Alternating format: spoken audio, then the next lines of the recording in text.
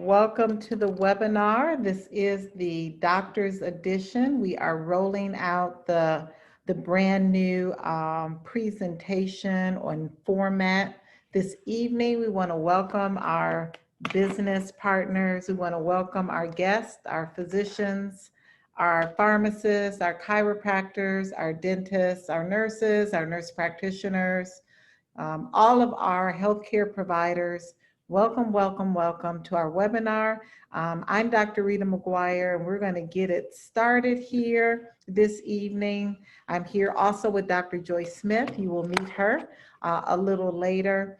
But we're excited because this is more of a educational platform for healthcare professionals. And we believe that healthcare professionals really need to understand the information we're going to be sharing each and every Tuesday night. So I am going to start to share my screen here and tell you a little bit about myself. I'm an obstetrician gynecologist of over 30 years. I can't even believe it. I trained, did my medical school at Wayne State School of Medicine in Detroit, Michigan in the early 1990s. I completed my residency at Cook County Hospital. It's now called Stroger. I'm also CEO of RJM Wellness and Ripped Reader Fitness. I'm a global speaker on women's health and fitness. I'm also a certifying physician for the medical marijuana program here in Illinois, as well as the opioid exchange program here in Illinois. I'm a member of Doctors for Cannabis Regulation and also the chief medical officer and one of the co-founders of Wakana for Life, one of the only minority female co-founded CBD companies here in Illinois. So let's first start about really understanding the difference between CBD or hemp versus marijuana. That's always a question that my colleagues ask me. They're like, what is the difference between CBD and medical marijuana? Well, it's important to understand that when you talk about cannabis, when you talk about the constituents that the cannabis plant produces, either on the hemp side or the marijuana side, it doesn't require you as a healthcare professional to write a prescription. That's number one.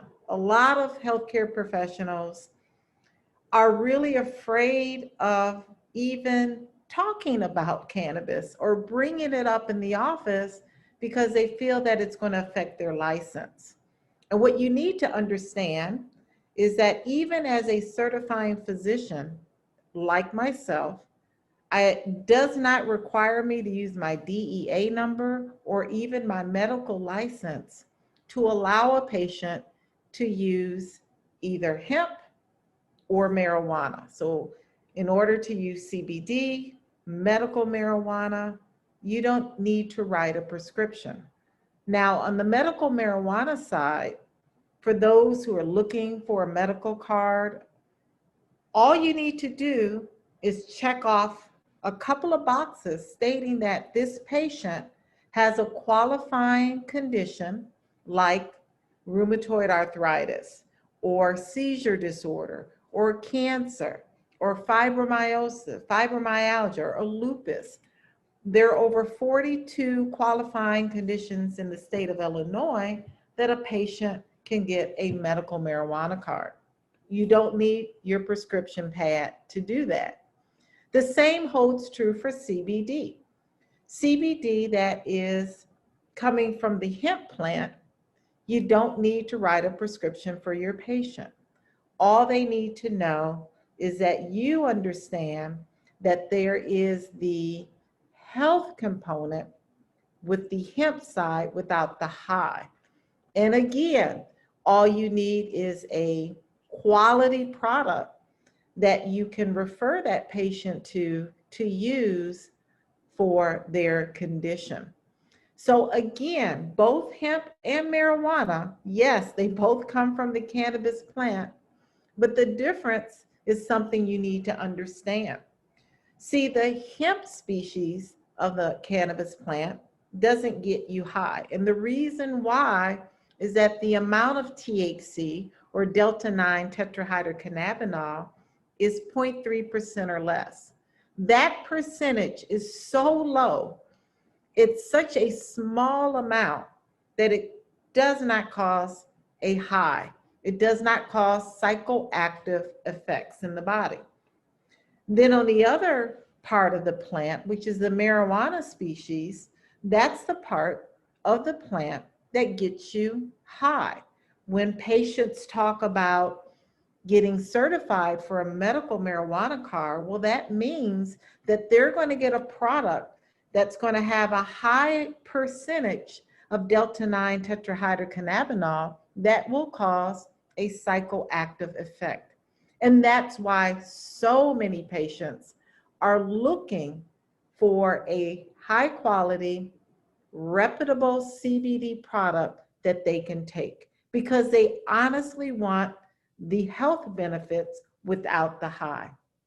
So that's the difference between hemp and marijuana, both coming from the same family, which is called cannabis, but both having two totally different makeups of what we call compounds, cannabinoids, like CBD and THC. So again, marijuana has high levels of THC and low levels of CBD, and hemp has very small amounts of THC and high levels of CBD, or cannabidiol.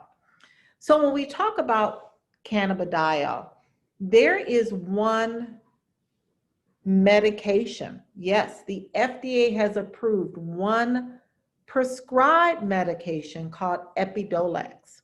Epidiolex is a medication that is manufactured by GW Pharmaceuticals. Many of you have heard of GW Pharmaceuticals. And this is a CBD prescription that has been approved by the FDA to treat seizures in children, to treat Lennox-Gastaut syndrome, Dravet syndrome, and tuberous sclerosis complex. This is a medication that is used in patients that are 1 year of age and older. So this is the only FDA-approved cannabis product. It is a synthetic product, which means they took the plant and they started to alter it in the lab, and it has a lot of synthetic properties. Okay, so with that being said, it's very important to know that yes, pharmaceutical companies understand the benefits of cannabis. They understand the benefits of CBD, specifically in children with seizure disorders. But they took it a step further and genetically modified it, made it a synthetic product, which again, many pharmaceutical companies, have done with herbal products. So let's talk about the science. Let's talk about how cannabis works in the body, right? Because the science is not taught to us in medical school. The science was discovered in the early 1990s. Funny enough, when I was at Wayne State School of Medicine, when I was a medical student. And this science is called the human endocannabinoid system. This is a biological system that is very vital.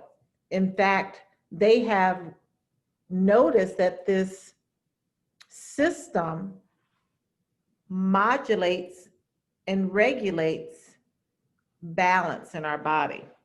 In fact, it has been found that this system is in every vertebrae. It's even in some invertebrates. So most animals that have a spinal cord has a human endocannabinoid system.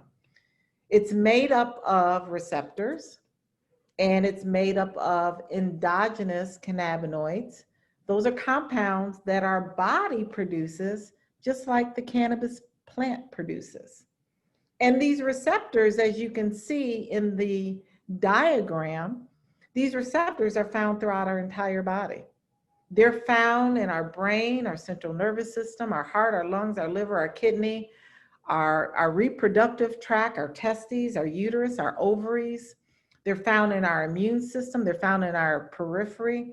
It's just fascinating how this system is vital.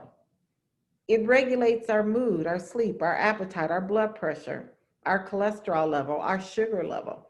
And as you can see, specific receptors are found in specific organs and glands in our body.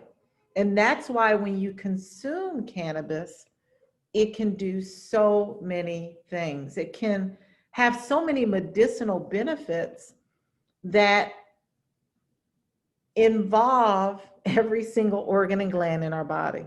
And so when we hear about CBD from our patients, when we see CBD in so many different arenas, like gas stations and stores, or maybe on Amazon, you know, it's really marketed like a snake oil because of so many things that it can address. But now you understand that there is a science. The science has been around for decades, and this science is called the human endocannabinoid system. So let's look at some of the endogenous cannabinoids. Endogenous means that our body manufactures or internally produces these cannabis-like products, just like the cannabis plant does. So the two main endogenous cannabinoids are called anandamide and 2-AG. The plant produces things like CBD and THC and all of the other 120 compounds that the plant produces. But anandamide and 2-AG is what our body produces to keep us in balance. And with all of the external factors that are now going on with the global pandemic, with the Western diet, with the stress level that we're under, with environmental poisons and toxins in the air, many of us walk around with very, very low endocannabinoids. So our bodies are not able to produce enough because of those reasons. And sometimes our bodies are not able to produce enough because of inflammation, because of enzymes that can break down these endocannabinoids. So when that happens, we have a deficiency. When that happens, we have a lot of stress, anxiety, we can't sleep. We have high blood sugars, high blood pressures. We have a lot of inflammation going around in our body. We need these endogenous cannabinoids to reduce all of those issues, to reduce pain, to reduce inflammation, to reduce anxiety. So when we look at this system, it is a neurotransmitter system. You know, we learned in medical school the presynaptic and postsynaptic areas. And when we look at the endocannabinoid system, it's a retrograde system. So actually the receptors bind to the cannabinoids in the postsynaptic area first, and then send messages retrograde to the presynaptic area. And so as you consume cannabis, these receptors are looking for cannabis. They lock on to those receptors and they send signals. They send signals to the brain. If you have issues with seizure disorder or issues with anxiety and depression, they'll send signals to the immune system. If you have autoimmune conditions going on, like lupus and fibromyalgia. So this system is very fascinating. And again, you know, the main parts of the brain, like the amygdala, the hypothalamus, the spinal cord, you know, all of these major players in the brain, as you can see on the right, are important for memory. That's why those who consume cannabis and they consume it early in stages of early dementia see improvement. They see improvement in their memory. They see improvement in reducing anxiety and irritability. So the science is there. It's proven, it's shown not only in the brain and central nervous system, but other important organs like the lungs, the liver, the pancreas, the spleen, the bones. Again, when these receptors are activated, they send signals to different parts of the body to help with appetite, to help with our metabolism, to help with our cholesterol, to help with all of the issues that we can see in many, many patients that we treat each and every day, and really not getting ahead of the game with traditional pharmaceutical medicine. So the science is the endocannabinoid system. And as it relates to my field of medicine in OB-GYN, some of the most profound studies are done showing that receptors are found in the uterus. In fact, the endocannabinoid system has a very, very important part in regulating fertility and reproduction, in helping women that have implantation issues with having recurrent miscarriages. What they found in studies was that those women have a deficiency in anandamide, one of the endogenous cannabinoids that are important in successful implantation and reproduction. So when you have a woman that has low or deficient anandamide, studies have shown that consuming cannabis, consuming CBD, consuming the plant helps to improve implantation. So I want to thank you for listening to the first part, which is the science. The science is imperative as physicians, as healthcare professionals, dentists, chiropractors, pharmacists. The science is imperative that you know that there is a endocannabinoid system discovered in the early 1990s that explains how cannabis works in the body, those receptors, those endogenous cannabinoids working together to cause on a cellular level improvement in so many conditions. Now, many of the studies that you're going to find on humans are from studies out of Israel. Israel is really the area where the science started back in the 60s, when scientists in the 60s discovered THC. Now that the part of the plant, which is the hemp part of the plant, was legalized in 2018, now you're seeing lots and lots of studies on humans that are being done at institutions like UC San Diego, et cetera. Lots of human studies are now being done using the hemp side of the plant because it is legal now. So I'm going to turn it over now to Dr. Joy Smith. She's going to bring on more information for our healthcare providers, and then we'll take some questions after she is done. Thank you so much. Dr. Joy Smith, are you out there? I sure am. Hi, Dr. Rita. How are you? And how's everyone? 36 participants. When we first got on, it was like 5. Hey, welcome, everyone. Welcome, welcome. Welcome. So I am going to get on here and move it right along. Dr. Rita gave us so much great information about the endocannabinoid system, the system that we were not taught about in school, the system that we were just completely in the dark about for a while. But I am going to get into some studies and just a couple more things to talk to you about how natural alternatives to what it is that we're using are going to be very helpful for us. So one moment for me.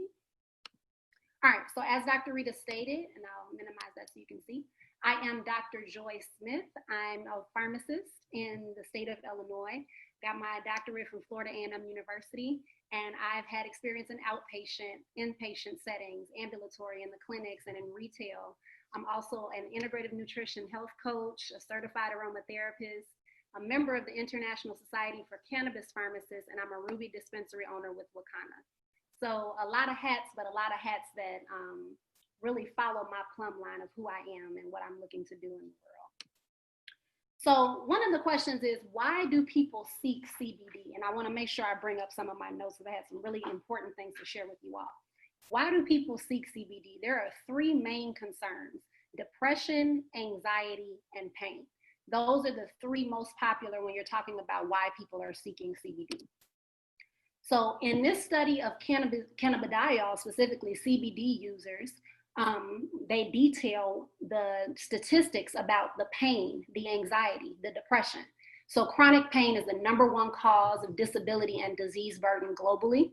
The anxiety disorders that people are facing is one of the most common mental illnesses in the US, and it's affecting over 40 million adults. That's so many people. And we're probably even, that number is probably higher now with COVID and everything that we have going on. Excuse me. And then in terms of depressive episodes or depression, it's estimated that 16.2 million adults in the United States, or 6.7% of American adults, have had at least one major depressive episode in a given year. So you see that CBD is really being studied for these conditions, and you see that these conditions are really plaguing our communities, plaguing our world, plaguing our nation. And the Journal of American Medical Association also had an article about how these depressive symptoms are increasing in the COVID-19 pandemic. So I'll just read this quote for you because I thought it was really important. Prevalence of depression symptoms in the US was more than 3-fold higher during COVID-19 compared with before the COVID-19 pandemic. Individuals with lower social resources, lower economic resources, and greater exposure to stressors also reported a greater burden of depression symptoms. So it's not only what's going on around us in terms of the COVID-19 pandemic, it's what's going on inside of our homes, what's going on with our finances. It's just so many things that are contributing to the depressive symptoms in this country. And so now we have natural alternatives like CBD, like essential oils, that can really address some of these conditions. And that's just music to my ears. I'm going to tell you why. So one of the reasons it just really came to me today, I was filling a prescription for lorazepam. And that medication is used for anxiety that may come along with some depressive symptoms that patients have. Excuse me. So I was filling that prescription, and every now and then I'll look at the package insert that I'm inserting into the bag for the patient and just kind of peruse it, keep my knowledge up, what have you. And so when I saw some of the side effects to the lorazepam, it literally made me roll my eyes, and it just confirmed why I am so adamant about natural alternatives to healing, natural alternatives to addressing some of these issues, still knowing that there's a place in therapy for prescription medications. I know they can be life-saving. But let me tell you what happened. So the lorazepam is designed to address the anxiety that can accompany depression, but it can also make the depression worse. So it's like, which one do you pick? What do you do? So I thank God for CBD. I thank God for essential oils, because we're able to now support these conditions and support these ailments safely and in a way that won't exacerbate other issues. So I'm just really excited about that. Now, you may be wondering, are there any drug-drug interactions between CBD and prescription medications or other plant-based oils? And in order to comprehensively answer that question, I want to dive into some mechanisms by which drugs are metabolized and how they interact with CBD. So the CYP450 system, for those of you who are unfamiliar, is a system of enzymes that are designed to break down medications and break down drugs in your body. There are over 50 different P450 enzymes, but these are the 6 most popular that are responsible for metabolizing about 90% of the drugs that we're accustomed to taking, and some of them are responsible for the breakdown of CBD in our bodies. So in terms of CBD metabolism, the quick and dirty is that CBD is a substrate of CYP2C19 and 3A4. What that means is that those enzymes are the ones that are assigned to break down CBD in our body, break it down so that it's properly used by our body and gets to the areas where it needs to go. CBD can inhibit these pathways, 2C9, 2D6, 3A4, And a lot of medications that our loved ones may be taking, even some of our medications that we're taking, are also metabolized by these particular pathways. So you may say, okay, well, do the CBD interact with my medications? Can I take it safely? What am I supposed to do? And again, there are some medications, these are some of the most popular medications that address a lot of the issues in our African American community, whether it's high cholesterol, high blood pressure, heart complications, anticoagulants or blood thinners, asthma and allergy, diabetes, some anti-inflammatories or pain medications. Now, this is not an exhaustive list, but this is a list of medications that if they are taken together at the same time, traveling down the same pathway with CBD, there could be some interaction. There can be some inhibition of some of the medications, meaning it will build up in your system. There can be some inducing of certain medications, meaning that the drug will be eliminated quicker than it should. But there is hope, because even though these medications interact, they interact when they're taken at the same time. If you're looking to take CBD safely and also continue your prescription medications, what's important is to space these medications out by about 2 to 4 hours. This way, when the medications are going through your system, they have the opportunity to be broken down, being close to elimination before your CBD is introduced, or vice versa. Maybe you're taking your CBD first and then your prescription medications later. So that is an option for you in terms of being able to not only take CBD and your medications, but being able to recommend that to your patients, recommend that to your family members, and anybody that you may be educating about the health benefits of CBD. So speaking of CBD and also speaking of essential oils, because Wakana has brought all of those things together in terms of healing without harm, in terms of having safe, natural alternatives to some medications that can be harmful.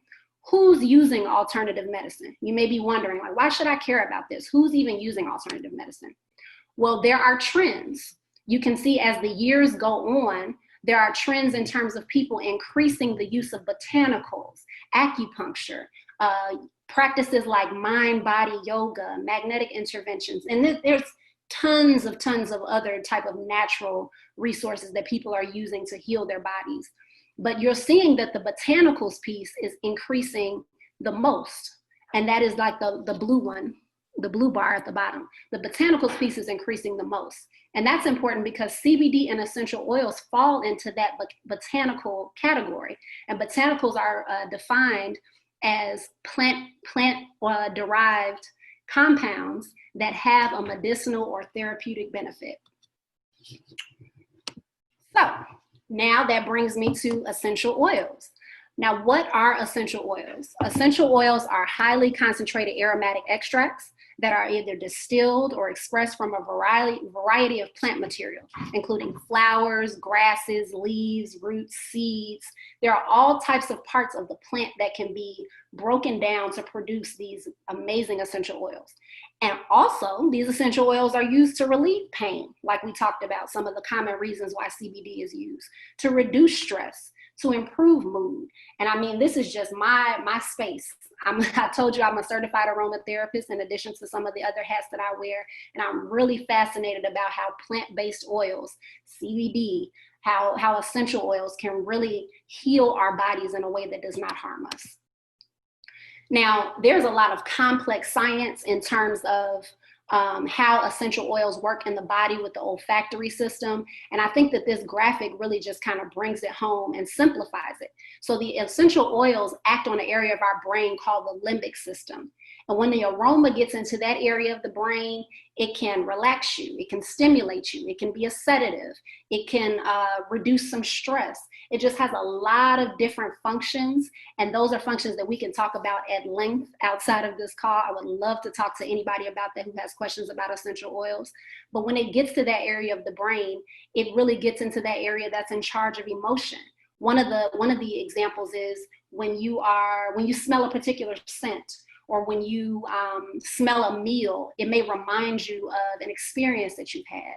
It may remind you of an old relative or anything like that. That is because aroma can bring to remembrance things that have happened in your past, experience that you have had. All of that is connected.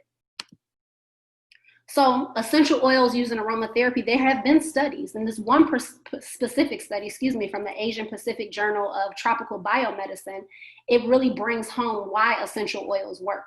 So once they're in the system, they remodulate themselves and work at the area that is needed. So at the site of malfunction, if you're having some pain or if you're having some headache, when you're using that essential oil, it gets to the source of where you need it to go. Your body is very smart. So when you introduce these botanicals, they go where they're needed.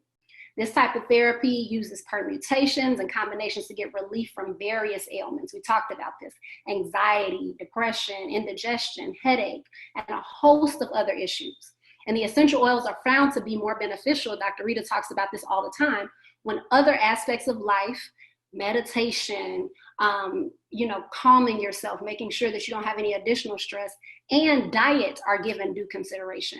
See, botanicals and plant-based alternatives work best when you are feeding your body the right things. You can't expect for CBD and essential oils to work at their optimal level when you're eating fried food every day, when you're eating junk every day, consuming so much sugar. So these are options where when you're treating your body right, these alternatives, this CBD, this essential oil will come in and just really enhance all of the things that you're doing to make your body better. So some essential oil safety considerations. You don't apply them to open wounds. You want to make sure that if you do have an open wound, you either apply it around it or you just kind of wait until that wound kind of scabs over and then use it for the healing properties, maybe using a carrier oil so that you can rub it over that wound. Keeping away from the eyes and washing your hands after use. This is a personal experience for me, because what do? Even though I know, what do we do when something gets in our eyes? We go straight for the water. But what do we also know? Water and oil, I'll give you my face here. I don't know if you can see me. Water and oil don't mix. So if you're putting water and slapping water on your eye, the oil is just gonna sit there and it's gonna continue to burn. So what do? You make sure that if you get oil in your eye, you slap on some carrier oil, whether it's olive oil or coconut oil or grapeseed, whatever you have handy. Slap that on your eye and then you'll be fine. Patch test a small area or dilute. Now, if you've never used essential oils, you've never used a topical CBD preparation, you want to patch test an inconspicuous area, like the back of your arm, your leg, just to make sure that you don't have any reaction to any of the essential oils, that your skin isn't sensitive to it. Reading warnings and speaking with your doctor if you're pregnant or nursing under the doctor's care, have serious medical conditions, or you're on other medications. Because what do we know? Plant-based alternatives sometimes have some of the same actions as our medication. So if we're taking a plant-based alternative on top of our medication and we're not spacing it out, then there's an interaction that can occur. So 2 to 3 hour space between medications and essential oils. More is not better. These plant-derived alternatives are very, very potent. That doesn't mean that they're toxic, but a little goes a long way. They can pack a punch. So more is not better. Start off with a couple of drops and then you can increase. Or you can also use a carrier oil to make sure that you're carrying that essential oil into your body, but also to make sure that if you have any sensitivities, that those sensitivities will be lessened by having a carrier oil. If you're diffusing, diffuse up to 30 minutes at a time so you won't overwhelm your senses. Or if you're in that room where it's diffusing, step out for a minute and come back. Essential oils, CBD, they are amazing. And I feel like all of my skills have been married here because Wakana has provided both of those options for us to be able to educate and let people know how these natural alternatives can really help them in their health, in their lives, and in their daily walks. So I really appreciate being able to be on here with you all. I would love to entertain questions with Dr. Rita, and I would also love to invite you, if you want to hear about some of these products, some of these CBD products, our tinctures, our topicals, gummies, some of our essential oils, join us on our 8 o'clock call, because we will really be diving into those products, talking about how we use them, talking about all of those different things, talking about our business. We have a lot to offer here at Wakana, and we just want to make sure that you got all the knowledge that you can so that you can make an informed decision going forward. So Dr. Rita, thank you so much. I'll give it back to you. Thank you. Thank you, Dr. Joy, so much. I want to know how many healthcare providers that we have on the line. If you could put that you are a healthcare provider in the chat box, We want to get an idea of how our business partners did with inviting healthcare professionals. So if you're a nurse, physician, chiropractor, um, dentist, pharmacist, nurse practitioner, wellness coach, just let us know in the chat box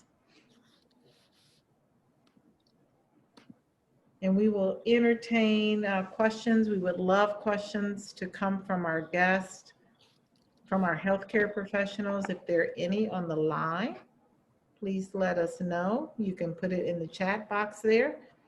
But, I want to thank you, Dr. Joy, for, bringing that information, and specifically about drug-drug interaction, because as healthcare professionals, many of our patients want alternatives. And we have to be very, very cognizant of the fact that there can be drug-drug interactions with natural, organic, botanical products. And so when we do that research and our due diligence, overwhelmingly we found that many, many medications can be safely taken with CBD. Again, as Dr. Joy Smith said, making sure you're spacing your patients, their medications with CBD and essential oils 2 to 4 hours apart. There are some medications that require further, closer monitoring. Like if you have patients that are on blood thinners, like warfarin or Coumadin, if you have patients that are on medications like theophylline for asthma, you want to monitor those patients a little closer. It doesn't mean that your patient can't use CBD. It just means that you need to monitor those blood levels a little closer. So you will find that as a healthcare provider, that many, many patients that you have are already taking CBD. Many patients are afraid to tell you they're taking CBD, but you want to make sure that when patients are taking alternatives, that those alternatives are safe, that they're tested, and that they are from a reputable company. And that's really, really important, especially when you talk about CBD, especially when you talk about essential oils. A lot of those products can be filled with a lot of unhealthy fillers, toxins, mold, mildew, heavy metals. These things can cause more harm, especially to those patients that you may have that are immunocompromised. So just know that if you want more information about specifically our product line, specifically our testing, you want to join our 8 o'clock call.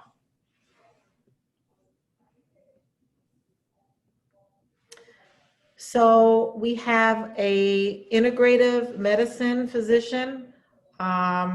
She's a physician, Connie, welcome in integrative medicine. I love that.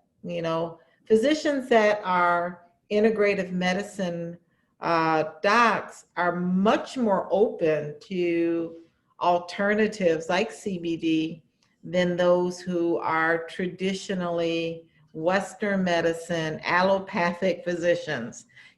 They're not open because they just don't have the education.